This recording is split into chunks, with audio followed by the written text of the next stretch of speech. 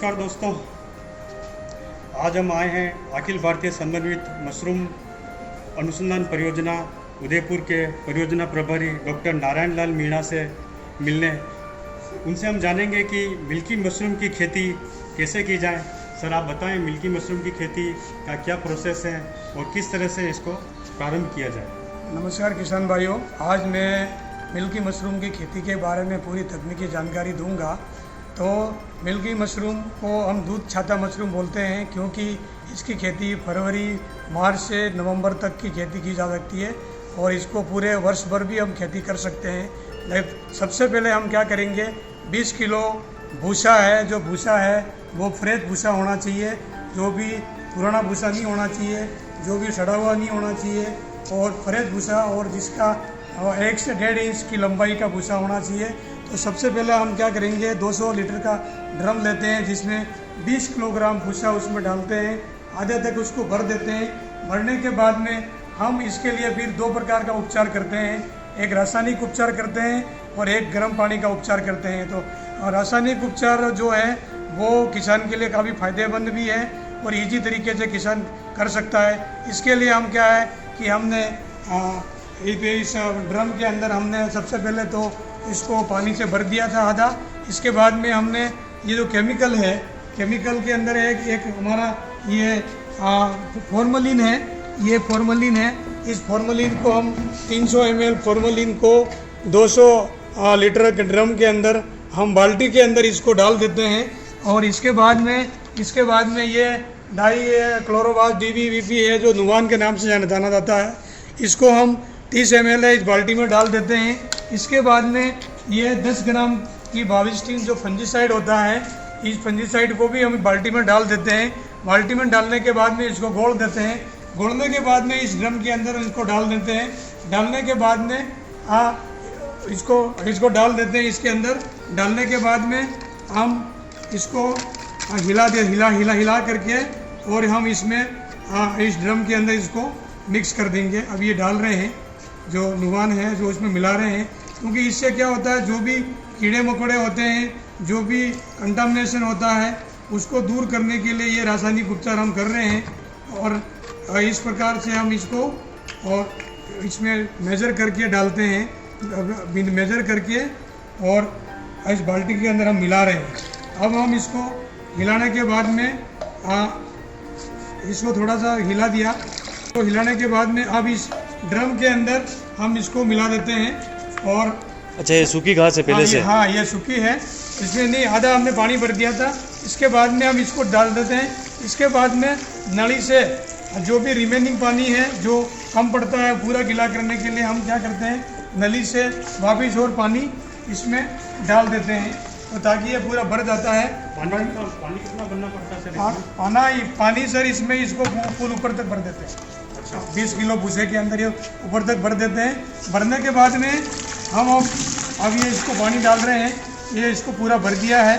भरने के बाद में अब ये पूरा भरने के बाद में ये ढक्कन है, तो इस ढक्कन से हम इसको एयर टाइट कर देते हैं पूरा, ताकि ये अंदर की जो भी गैस होती है और ये गैस पूरी एक तरह से फ्यूमिगेट कर देता है। करने के बाद में ये 15 से 16 घंटे तक इसको हम बंद रखते हैं। ये ढक्कन पूरा एयर टाइट होना चाहिए, कोई भी हवा निकलनी नहीं चाहिए, ताकि ये बाहर की हवा अंदर नहीं आए। हाँ, बाहर की हवा अंदर नहीं आए, अंदर की बाहर नहीं आए। इससे क्या होगा, क्योंकि जो भी कीड़े मकोड़े, जो फंगस है, जो अंदर कंटामिनेट है, बैक्टीरिया है, सब इससे मर जाएंगे। मरने के बाद में हम ये क्या करेंगे, ये हमारे जालीदार है, तो 15-16 घंटे के बाद में भूसे को हमने इसमें निकाल दिया और पानी नीचे ड्रेन आउट हो गया। धोने के बाद में फिर हम क्या 2 घंटे तक इसको रहने देते हैं। थोड़ा पंखा भी चला लेते हैं, क्योंकि इसका मॉइस्चर होता है, इस भूसे का मॉइस्चर है। इस मॉइस्चर को हम क्या करते हैं कि 60 से 65% तक मॉइस्चर को हम रखते हैं।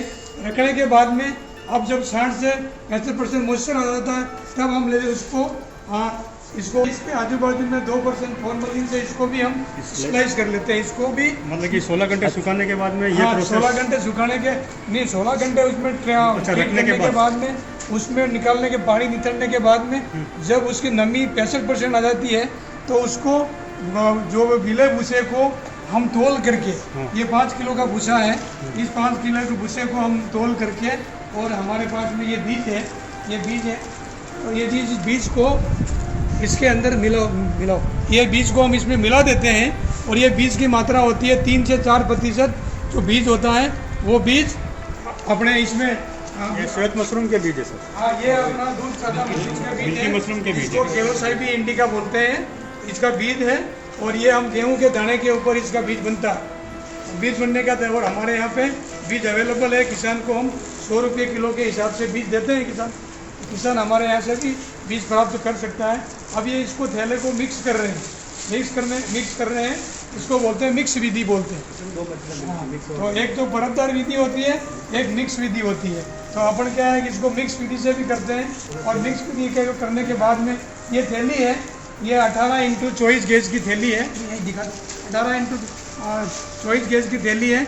इसके अंदर इन्होंने दोनों कोने काटे हुए हैं और साइड में भी कोने काटे हुए हैं, जो 8 से 10 छेद कर देते हैं, अच्छा, ताकि ये छेद किस लिए करते हैं? छेद का हवा का आवागमन के लिए करते हैं। एक्स्ट्रा पानी होता है वो भी निकल जाता है, और एक तरह से कुल मिला के हवा के आवागमन के लिए, क्योंकि इनको भी ऑक्सीजन की ज़रूरत पड़ती है, तो हवा के आवागमन के लिए। अब ये क्या है, इस प्रकार से इस थैली को कटिंग करने के बाद में अब ये भराई का काम शुरू हो रहा है। अब इस थैली बीज इसके अंदर ही है? हाँ, बीज इसके अंदर है। इस थैली को ये भर रहे हैं।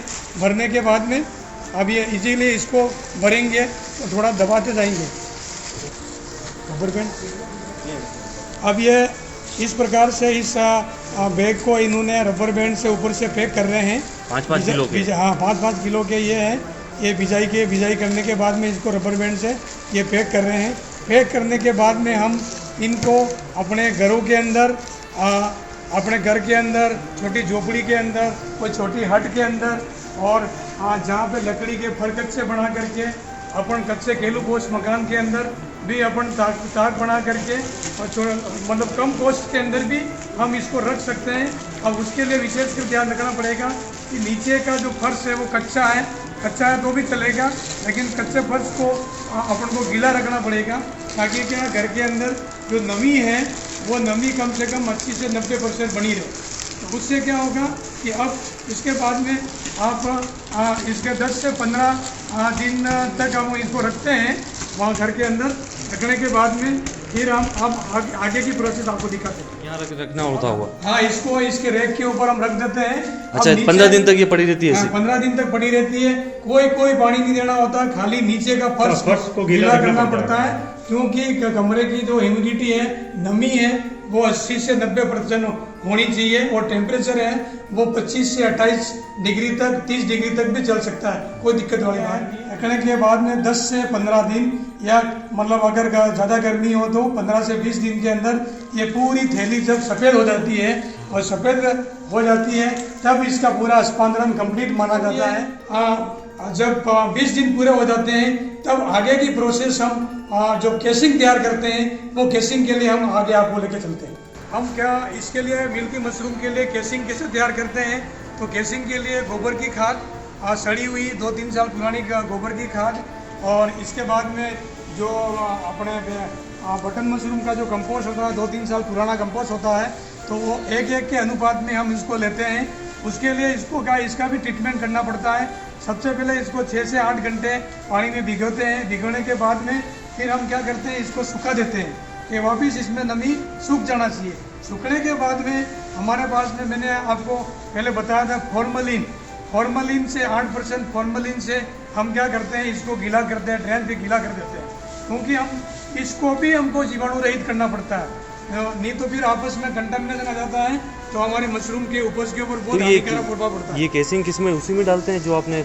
हाँ, मशरूम के ऊपर हम मिलाएंगे, उसको मिलाएंगे। अच्छा, मिक्सअप करेंगे। तो हम क्या करेंगे, अब इसको क्या करेंगे कि जब 8% फॉर्मलिन से उसको गीला करने के बाद में फिर उसको पूरे पॉलीथीन से उसको पैक कर देते हैं। अच्छा। ताकि गैस बाहर नहीं निकले। तो ये भी 48 घंटे तक इसको पैक रखते हैं। इसके बाद में इसको खोल देते हैं और 72 घंटे तक इसको खुला छोड़ देते हैं, ताकि अंदर की जो फ्यूम्स आती है, जो गैस होती है फॉर्मलिन की, वो गैस सब बाहर निकल जाती है। निकलने के बाद में फिर हम क्या करते हैं, पानी से इसको वापस गीला करते हैं, और फिर गीला करने के बाद में अब हम बैग के ऊपर उसकी लेयर बिछाते हैं कैसिंग की कितनी 1 से 1.25 इंच की लेयर बिछाते हैं, जो आपको ये क्या है, कैसिंग को मिलाने के लिए हम क्या है बैग को थोड़ा सा इसको समतल कर देते हैं, ताकि क्या है कि ये 15 दिन रखने के बाद ही बता रहे हैं आप? 15 दिन रखने के बाद में आप पॉलीथीन को मोड़ देते हैं।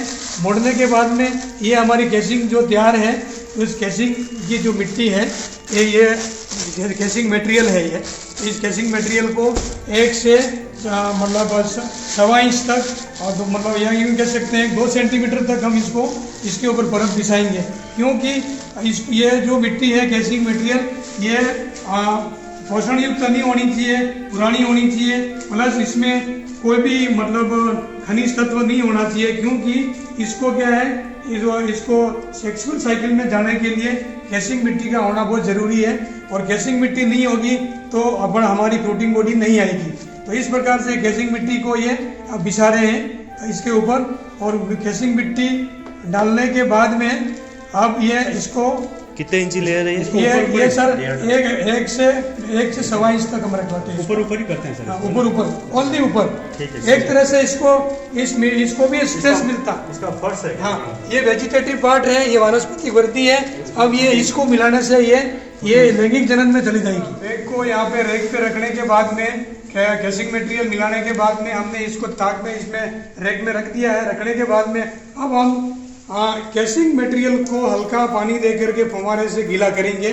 पानी की मात्रा इतनी डालेंगे ताकि कैसिंग मटेरियल गीला होना चाहिए। अगर ज़्यादा पानी चला जाएगा तो ये पूरा नीचे वाला जो है स्पान रन है वो भी खराब हो जाएगा। और इसमें हमने कुछ छेद कर रखे हैं, वो छेद से क्या एक्स्ट्रा पानी होगा वो भी चला जाएगा। हल्की नमी होनी चाहिए, हल्की नमी होनी चाहिए। और दिन के अंदर हम कम से कम 3 से 4 बार इसको हल्का हल्का पानी देते रहते हैं। अब ये गीला कर रहे हैं, खाली ये कैसिंग मटेरियल है वो गीला होना चाहिए, और ये इन्होंने गीला कर दिया है।